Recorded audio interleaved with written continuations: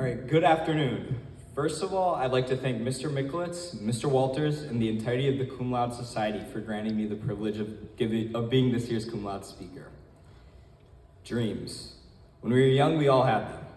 Not the sleeping kind, the kind where one has a goal in mind and is willing to work hard for it. I was no different. As a child, I aspired to do everything. I had an older brother, Paris, whom I constantly fought with. Sometimes my brother and I had heated backyard football games where my dear old dad pretended to be Aaron Rodgers or Tom Brady, and my brother and I would make the craziest catches. Other times we played pickup basketball on a cinder court in the rain, yamming down dunks, pretending to be Kobe and Shaq. Often, these simple games turned into a whining contest, as sibling competitions tend to do. But when I threw the pigskin around with my big bro and dad, I learned a lot. I learned gratitude for every one of these special moments with my family.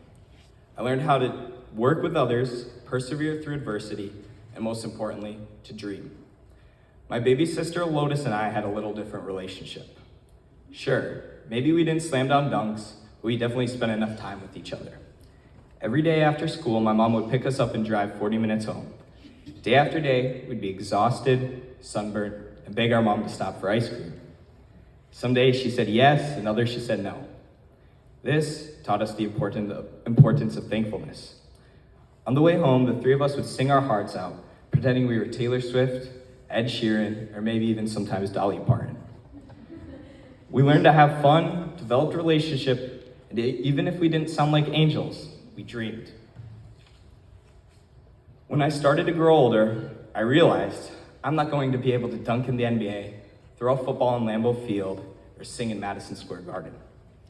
The mere prospect of having my childhood hopes and dreams disappear hurt a lot. So I told myself that I wasn't capable of having such lofty aspirations, that whatever I wanted wasn't possible. Thus, I stopped dreaming. Then, my parents made the decision to send me to a boarding school in a quiet yet cozy city in the heartland of Wisconsin. Sending me here would allow me to grow closer to family whilst gaining a superb education. Just like many of yours, my parents sacrificed everything to send me here, to allow me to flourish, so that I could have a future, so that I could dream again. In my last 4 years, I've been surrounded by the brightest classmates, a friend group from around the world, intelligent and caring faculty, and the tools to succeed. From being taught as a tiny freshman how to work the coin laundry machine, to learning about Bismarck and Henry VIII. From learning to live alone with 4 strangers from around the world, to making the closest friends I've ever had. I've learned so much both in and out of the classroom.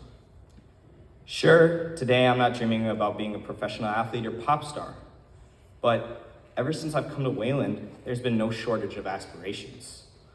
My ambitions have been restored. And instead of slinging a football around pretending to be Aaron Rodgers, today I imagine being an attorney in English debates or a diplomat in Model UN. Instead of singing with my mother and sister, I hang out with my closest friends who have been by my side since day one. From playing video games in the dorm to helping each other get into college. From meeting 2 kids that liked running to watching them compete at the next level.